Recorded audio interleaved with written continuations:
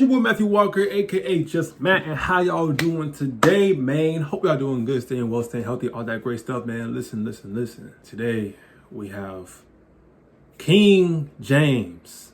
You know what I'm saying? LeBron James. Something my eye. What in the world? But we got LeBron James from Thinking Basketball. Shout out Ben Turner making this video.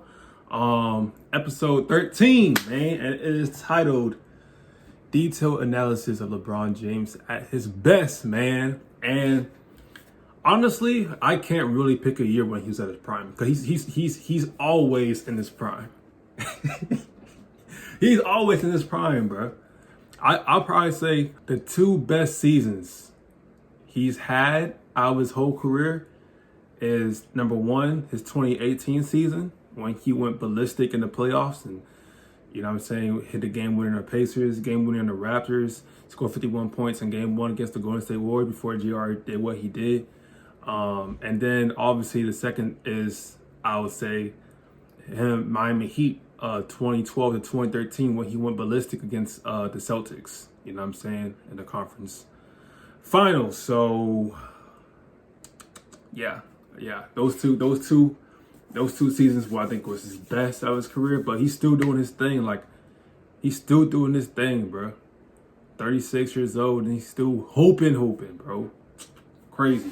But yeah, man, without further ado, if you're new to the channel, make sure you hit the like button, you know what I'm saying, show love, support, all that great stuff. And you also want to hit the subscribe button. You want to join the fam, you can. You don't have to, but you can, you know what I'm saying? And we only going up. All right, episode 13. Let's straight in the video, you know what I'm saying? 3, 2, 1. Let's get it, man. The hardest thing to figure out about LeBron James 26 minutes, by the way. Might just be okay. When exactly he peaked. That's how long LeBron this hit video another is. gear Oh yeah, come here. Winning his first MVP and offering one of the most incredible statistical profiles in NBA history. At 24, he had the perfect blend of youthful speed and explosive power. He was going crazy. And in his second tour of Northeast Ohio, LeBron's offensive mastery produced incredible playoff moments. And those seasons are... I say prime still now, because even though he's not as athletic as he was back then, he's wiser. You know what I'm saying? That's just important. No cap. To heights that no one has ever reached. Well, yeah, speaking of LeBron James, hey! Feeling good today, man. Feeling good today. You know what I'm saying? This series woke up good. You know what I'm saying? Who was the best at his best? Hey, breakfast we good. Start the ABA merger and go through the best you know multi-year stretches, examining the legends who provided the most on-court impact. These are the greatest peaks. Greatest peaks of all time, huh? LeBron James. I mean, it could be compared to Michael, Magic, you know, Kobe, all the ones that's making so success in the league. You know, it's great, and I'm gonna just keep working hard, and someday it could be another one that could be compared to me. From a distance, LeBron is Look at that. Bigger and stronger than other players. But zoom in, and there's way more going on. Cameras was always on LeBron. During those That's Miami crazy. years, his game was built around getting to the rim, and he approached the basket in just about every way imaginable. He drops his shoulder, goes off his left foot, and finishes southpaw. That's tough. But on this one, he dips Crazy the shoulder control. and jumps off 2 feet to float one in from short range. Yes, sir. Here's another variant. He has a runway, but springs into a jump stop. And he loves that left to right spin move. When you go to the rim, there's that left to right spin move. He still does it. Prowess.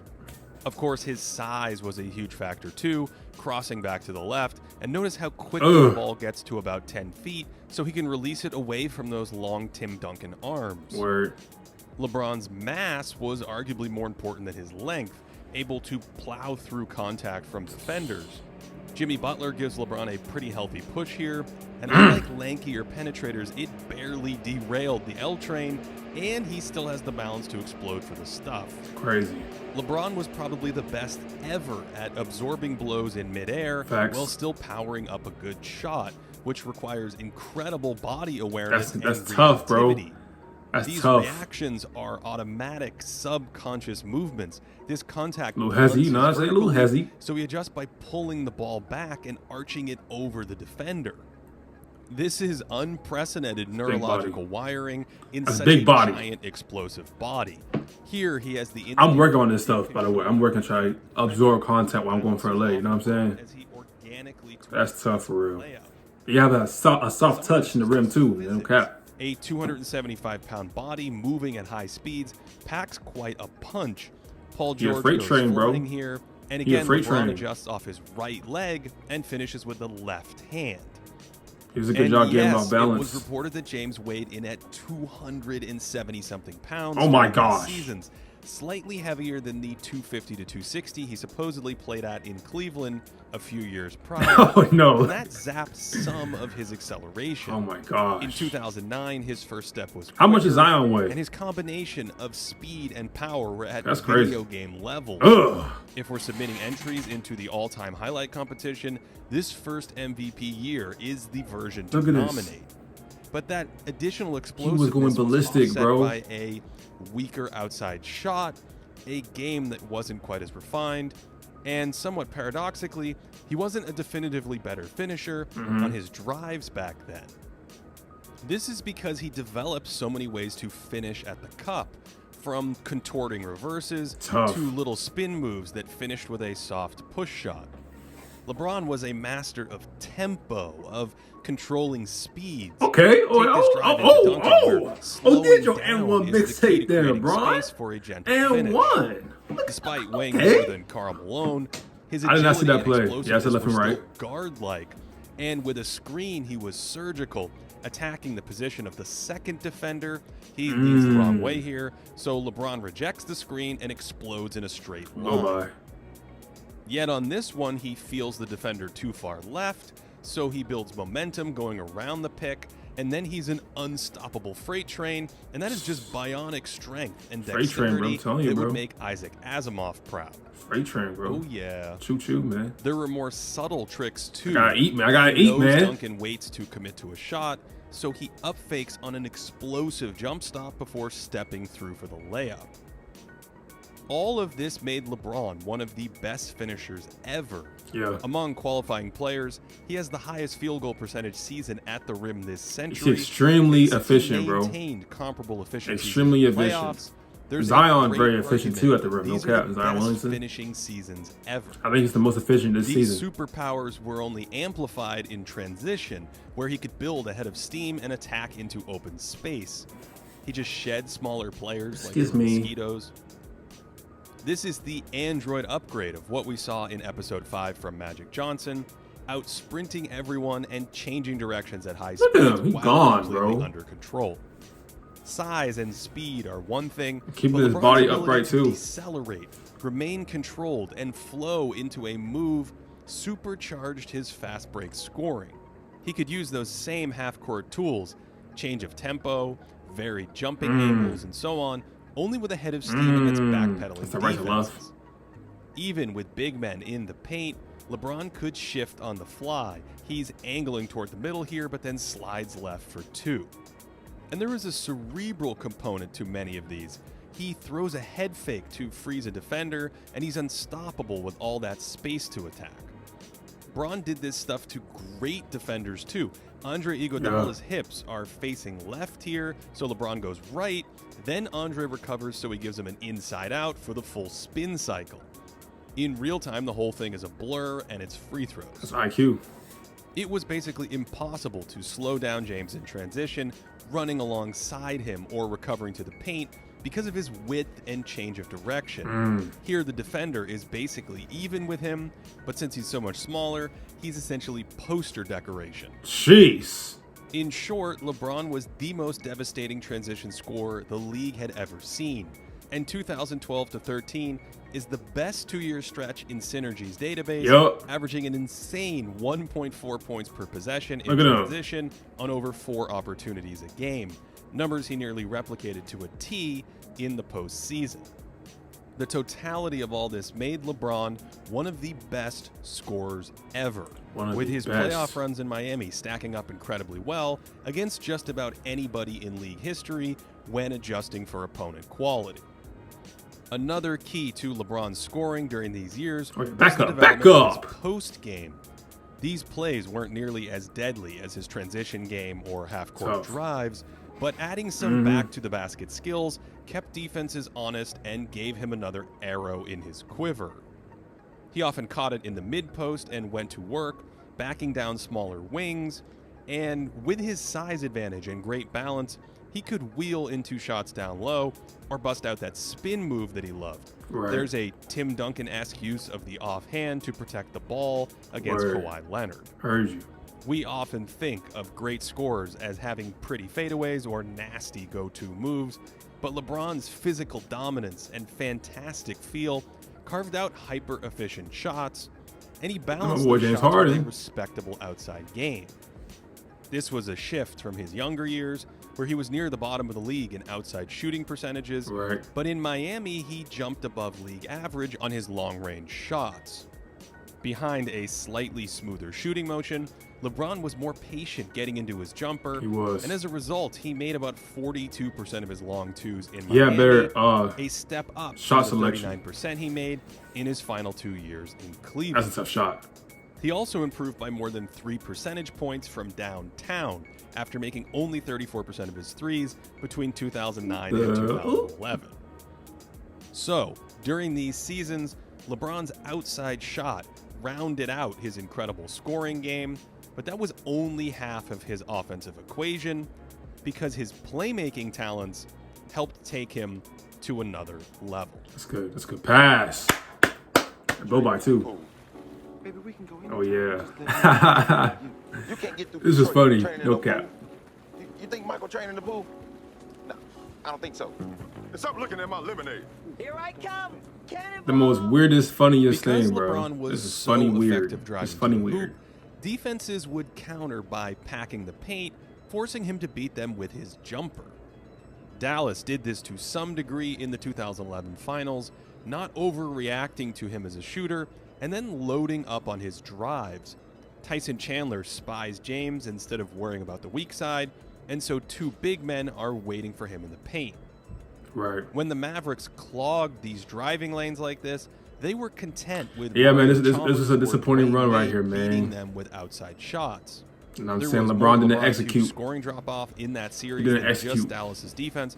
But 2 years later, a fantastic Spurs team Shout out to the packed Mavericks. the paint They again deserve that one. and No made cap. They LeBron's deserve the driving ring. gaps as Shout out to narrow Dirk. as possible. Dirt and whiskey. It was common for multiple Spurs players to converge on him in the lane, and this strategy limited LeBron's effectiveness more than any other series between 2012 and 14, although that improved jumper still made it a solid scoring series for James. And this is where a more diverse scoring arsenal made him so difficult to slow down, not only with outside shots, but by playing out of the post. Post play provided a different angle to attack from. Defenses couldn't really load up on any driving lanes in these spots, and because LeBron was such a gifted passer, it made doubling him down Yeah, there his passing was tricky. like, he's really smart If on the teams court, weren't man. careful, a double team could His create court awareness is short, crazy. easy kickouts to three-point You know how to shooters, pass for real. and a huge part of LeBron's offensive value was unlocking long-range marksmen out on the perimeter. It'd be fun seeing him With and the LaMelo Spurs Ball on the clogging same the team. lane, LeBron sets up a rim finish, but it's really a I don't know why I pass. thought about that. That's And just crafty you know what I'm deliveries saying? like this gave shooters optimal breathing Because they're room. both natural If he passers. didn't throw it you know what I'm early, saying? he had the strength to skip it across the court, where it was a longer recovery for the defense. Dang. That's just incredible speed from that position to beat the closeout. James might have been the best skip passer the league had ever seen, swinging it cross-court to his bandmates. Some light. And when teams tried to sit in his driving gaps, changing sides like this is a natural counter. Of course, LeBron also manipulated defenders. There's no indication he's passing as he turns the corner here. Right. And the look away prevents this defender from playing the passing lane, and it's a clean shot. That's a clean pass, He too. could hit these same passes in transition against a wall of defenders. The velocity on that one buys the shooter more time. And again, he uses his drive to disguise a delivery. That move sent Kevin Garnett in the wrong direction, giving Mario Chalmers all day to shoot. That driving eyes are pressure important, and man. his The eyes powerful are dribble important. took him right into the teeth of the defense, where he could spray it around to wide open shooters. Miami shot 38% from downtown, with LeBron on the court in his final 3 seasons there, surrounding him with better three-point weapons, and going to smaller, stretchier lineups. Unfortunately, their second best player, Dwayne Wade, was a poor three-point shooter, which Word? wasn't an ideal fit next to James. Wade was coming off one of the great peaks I didn't in know league that. history himself, and in many ways was functionally similar to LeBron. He was a dangerous finisher and difficult to keep out of the lane, and he could spearhead an entire offense with a pick-and-roll game great as pass. well. In effect, this made him LeBron's backup because the Heat could flank James or Wade with identical lineups.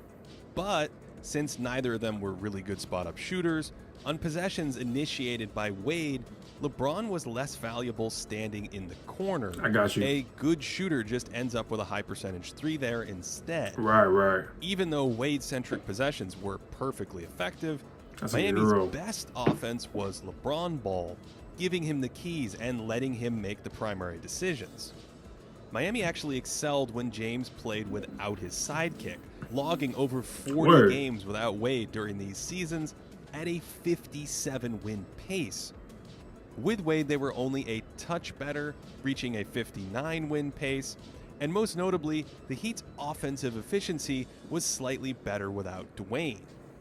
That Heat offense was good in the regular season and fantastic in the playoffs, a pattern that is held for LeBron's entire prime, Wow, I didn't know which is that. a testament to his scoring and playmaking ability. Making him the centerpiece of a heliocentric system with the right finishers orbiting around him produced That's a good finish. historically good offense because of his decision making. For instance, take this pop quiz. Where's the optimal pass? Congratulations there. if you found it, because the Thunder were blindsided by that pass, and for good reason. We've seen him snap it to this corner if the strong side defender slides over, and if he feels the weak side defender leaning toward the roll man, he could fire it to the other wing for more target practice. That right there just told you my IQ. Some No of these cap. require elite reflexes, snapping off passes when an opening emerges, and here the roll man pops away from the hoop, and as LeBron looks for him, it takes a millisecond before he processes the cut to the basket and delivers a laser. Great passers not only deliver balls quickly, but they camouflage releases from a variety of Dang. angles. So when LeBron touched the paint, defenses had little indication of what was coming. A kick out to a shooter, a drop off to a big man, or a score. They basically all look the same until the moment the ball leaves his I see what hands, you're- yeah, and he yeah. usually chose the best option. Yeah. All of this takes great spatial awareness, tracking multiple defenders, so when one moves, he knows exactly where to attack. Dang. Great googly moogly. This one takes some grandmaster recognition. Like, he sells it eyeing so an well, angle almost like with he's trying to Tim trick Duncan's himself, hands you know what I'm down, saying? And throwing a rope the second his receiver gets inside position. Like all high-end passers, LeBron would try some into tight coverage that Yeah, I saw didn't that pan one out. coming and up. I think his vision and reads improved in later seasons. Right there.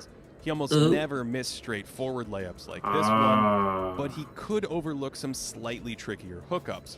That's there for the taking, and we've seen post players hit this cutter a number of times during this series. He also wasn't regularly tossing this lob pass to the roll man back then like he would in subsequent years, and sometimes his bounce passes could be a bit tough to handle for his big men. I see. Still, that vision and quick processing led to some spectacular passes in dynamic situations, chugging down the court here for a lob, and then, yes, that is exactly what you think. Yep. A touch pass where he leaves the ball hanging right in front of the rim. Between his visual processing and that fluid athleticism, there were moments where he That was too almost clean. Sorry, bird-like Preston with Whippers. some He sat passes, on. able to anticipate openings and then snap off high-value Gosh. dimes. In transition, he was a little Magic-like, pushing the pace with speed and forcing defenses to commit Shout out so Magic he could Johnson. drop it off. Passing's fun, This man. is a It three-man really is. wall in the lane to barricade his penetration, and that leads to wide-open threes. And here OKC forms a wall at an angle, which creates an alley that LeBron quickly spots for free throws. You might have noticed how many of these assists were to Wade. He and LeBron had really nice chemistry on cuts to the basket. Ugh. And while Flash was still a great offensive player in those seasons, The more he receded into a secondary role, the better LeBron's numbers became. Right. His shot creation estimates with Wade in the game were in the 93rd percentile historically in the playoffs. Ooh. But with Wade on the bench, they would have ranked 8th all time, almost perfectly matching his earlier numbers in Cleveland.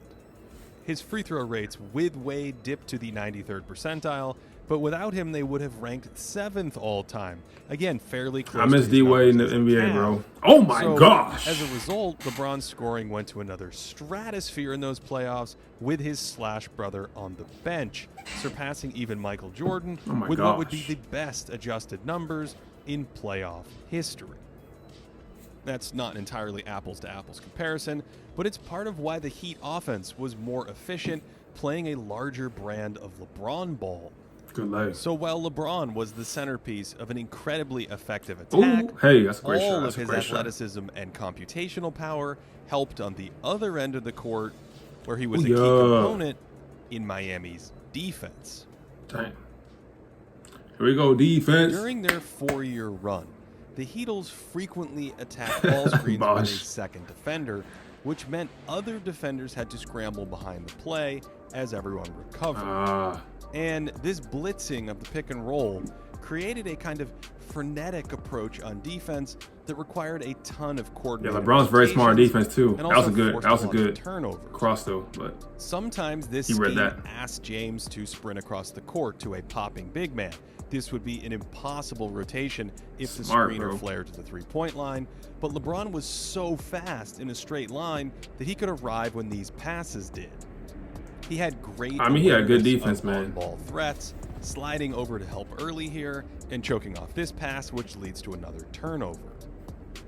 In Cleveland, James's defensive success was more about brute force athleticism, but in Miami, he played a more cerebral game. He isn't preoccupied with this cut because he knows a middle pick and roll is coming, and then he's big enough to battle with Duncan for the rebound. Here he needs to help on the roll man, but realizes he's in a pickle, leaving a wide open three or maybe a dunk, so he covers the pass while contesting the mid-range shot. smart. He was an active communicator, calling was. out for a switch so his point guard could find a more natural matchup, then instantly pouncing on a breakdown to help influence a block from Shane Battier. LeBron's on a sharpshooter here, and he chases him off 2 screens for a decent look, and all that action pulled rebounders out of the paint, and it's a foul. So the next time down, LeBron tells Battier to take his man coming off the screen, switches to the big, and just blows the whole thing up. Because of his size, he could comfortably switch onto bigger players like this and guard them in isolation, and he could protect the rim like he was a big man as well. Dang. This wasn't the incredible paint protection we've seen from the great bigs in this series, but LeBron added a ton of value lurking in the lane. Give me that. And since the Heat would often play small ball, he was the primary vertical presence in many of these situations. Oh my goodness. He was potent enough as a shot blocker to deter shots. Duncan freezes when he sees Give him me here, that. and then is totally stuck. And some of these were elite rejections that you would see from high-end defensive big men. He slides over here in case there's a laydown pass and covers so much ground that he spikes it. And this play is spectacular, coming from the corner after Wade whiffs on a gamble to kill a dunk. Jeez. Now, he didn't have the same numbers as a shot-blocking big, Right. so these plays weren't always the norm. Sometimes they could be fouls, Right. and other times he wasn't quite as loaded up and vertical on some of these contests at the rim. But his timely rotations in the paint and this big man-like skill were a major asset for the Heat.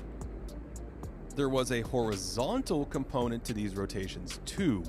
He has to cover about 16 feet in the second that this pass is airborne, and that prevents Steph Curry from firing and leads to a bad pass and a steal. He could play a cross-court pass like this or explode to intercept a roll pass, and that closing speed allowed him to be in 2 places at once. These Tough. short little bursts of speed allowed him to cover tons of court like a rangy center fielder in baseball. And his hands were pretty good too, racking up enough steals to land in the 88th percentile historically. Some of these plays on the ball were certainly a bit risky, and so there were some occasional misses in there. Right. On this one, he's in time on the rotation but lunges for more and comes up empty. And sometimes he'd sell out for a pick six, and when those plays failed, they often exposed the defense and led to a high-value shot. I see what you're saying. But he rarely lost track of the action off ball. Here's a lapse on some screening set, although he was usually pretty aware of his own man and the basketball from the other side of the court. So, despite a few hiccups, he was a fairly low-error player away from the ball. He was highly knowledgeable of opponents' playbooks during these seasons, helping early and rotating on point in Miami's scrambling scheme. And he was even known to call out opposing sets. He switches this to blow up Indiana's screening action, and his pattern recognition skills were also a key to his defensive value. That value helped the Heat produce quality defensive ratings in the regular season and solid genius on the court, man. He had genius on the court. Among regular playoff teams, they were about middle of the pack in defensive performance during these years, despite playing smaller lineups than most teams at the time. LeBron also loved rear-view blocks, recovering to catch players from behind. And this was part of his chase-down arsenal in transition, where he'd just size up smaller players like an adult playing with young children. He's like, go ahead. He tried a similar approach in the half-court, I'll just get a head start. It was far less effective on drives like this when James lost a step to the dribbler. And containing ball handlers in space was probably his biggest defensive weakness. Yeah, I agree. It wasn't that LeBron couldn't keep quicker or smaller players in front of him. He used his length and size to cut off angles well, but he also had to guess and react instantly to change directions on stops and starts. And he was vulnerable to these because at 270 pounds, it took a lot to break and it's hard to stop on the short spaces. Okay. His technique worked really well whenever those little hops and reactions were on time and in the right direction. See how but if his more feet mobile, were on the ground when his man started to go, he couldn't laterally. Paul George is. It's still nasty to this day. Of course, it's still nasty. Defender because he regularly broke down to change of direction attacks, but when he sized it up well, he could keep really small guards in front of him. Yeah. He was fairly successful, switched onto the shifty Tony Parker in the 2013 finals, and he was big enough to then switch onto Duncan and stonewall him in the post. Another downside to being so big he was still that go off from the navigating 1 and 5, man. was a tricky endeavor. James didn't have that sharp cornering required to stick with some of these routes, and he couldn't really slide that much weight or rely on tap dancing feet to slip by some picks. You see him go wide here, so he can chase with more of a running motion versus sliding. And because he was so broad, he offered a large screening target, which made it challenging for him to stay with smaller players when they ran around like this. All the major one-number metrics view LeBron as a strong defender. And with his huge offensive value, his overall impact metrics are right at the top of the heap. Interestingly, these numbers were higher in his first 2 MVP seasons, when he was the lone star in Cleveland, surrounded by outside shooters who gave him space to attack the rim. In Miami, he didn't have the ball as much, and his off-ball impact paled in comparison to his on-ball game. He could hurt defenses with timely cuts, he had good instincts for when to backdoor a vulnerable defender, but his spot-up shooting was only mediocre, and, more importantly, playing away from the ball took the decision-making out of his hands.